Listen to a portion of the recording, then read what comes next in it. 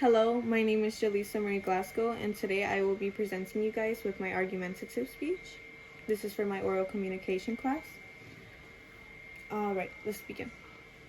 While we may dream of galaxies so far away, we fail to acknowledge the problems that lay at the forefront of the U.S. Is space exploration worth the investment? A vast majority of the information I'll be exhibiting throughout my speech will be in reference to NASA's budget, request for fiscal year 2026. It is all on their webpage. Also the U.S. Senate, and I will also be using more fiscal data, all given by government-directed resources. Also, I would like to signify the importance of U.S. current issues, as well as the different way that these funds may be better utilized. Moreover, this is an issue that is consistently overlooked throughout the U.S. To begin, I would like to start off with the actual present information that I have. As an American, I'm able to see the issues in the U.S. that a lot of people try and pretend not to notice. For instance, I would like to discuss the U.S. debt.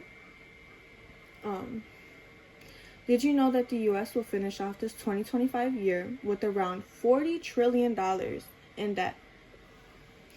Wow, the 2026 budget for NASA is essentially distinguished by billions of dollars. The headline for the request is Support Spaceflight. They also mentioned they want this funding to beat China back to the moon. And they want to get the first person out on Mars. This is what the billions and billions of dollars is going into. They also,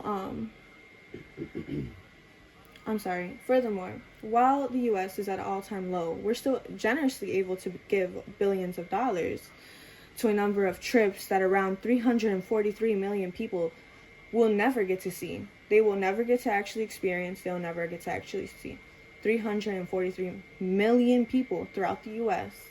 for billions and billions and billions of dollars. When you think of our needs as Americans, would you consider them mandatory or would you consider them essential? Also, I would like to mention that NASA is funded by discretionary spending. Discretionary spending is money that is given that is not essential for any of our basic needs. Opposing, we have mandatory spending. Mandatory spending is spending that the government puts into programs like Medicaid, like Social Security, like things that us actual Americans would need, essential things that we would need. As a fellow American, I'm also able to understand the struggle of sustainability. In addition, I am a recipient for SNAP benefits as well as medical benefits. So I correspond with the mandatory spending budget throughout the U.S. and so do many others, and this is why I chose to mention this. If you were not aware, millions of SNAP recipients were affected by this federal shutdown. It happened throughout most of November. It ended. It was the longest ever federal shutdown the U.S. has ever been able to inhibit.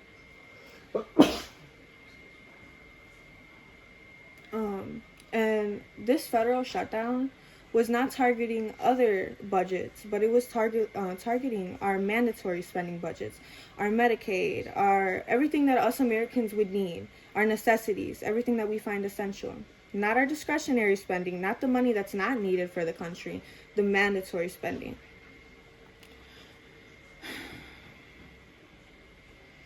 Instead of utilizing these funds to fulfill some kind of celestial ambition, there should be more funds associated with the people throughout America or put back into America itself. If the funding were utilized for the needs of the U.S., I feel there could be a lot more done for everyone throughout America.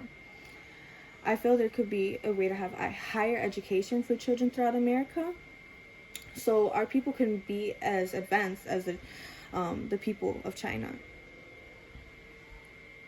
China is able to consistently score highest in international standardized tests, achieve high number in STEM graduates, and so much more innovatively than us Americans. Opposingly, American education holds a strong emphasis on creativity and critical thinking. I feel there are some ways that we can be more advanced, but China's educational system does not compete. And they don't emphasize wealth in reference to like American private schools. They give everyone throughout China the same education, no matter their class. Although I truly feel Americans are hardworking, I feel like our potential is so much higher than what we are given to work with. I feel like if we had more to go on to, like more to work with, then we'd be able to do more as a country, as an individual, as throughout everyone. Moreover, I feel the race to beat China back to the moon can hold off. This is not essential when we have more important issues at hand, especially when they have a vast, more number of people throughout their country. Their population is way more significant than our population throughout our country. It just doesn't make sense why we are trying to race them to the moon when we are not at the level that they are in ways. And so as we stand at this crossroads, let us be honest about our needs as Americans. We face many crises here on earth that cannot wait. Major poverty, crumbling infrastructure, failing schools, and communities in need of our support. There are things that are right in front of us, demanding resources, demanding help, attention, and action. Let us commit to investing it where it truly matters, within the U.S., for the lives of the people that depend on us. Thank you, and may we choose to progress here on earth. I'd also like to thank NASA, their resources that they've let me exhibit. I'd also like to thank the fiscal data that I was able to gather, as well as my teacher, Ms. Jefferson, for being able to give me this opportunity to relay this message to you. And I hope you guys all enjoyed what I had to say today. Thank you.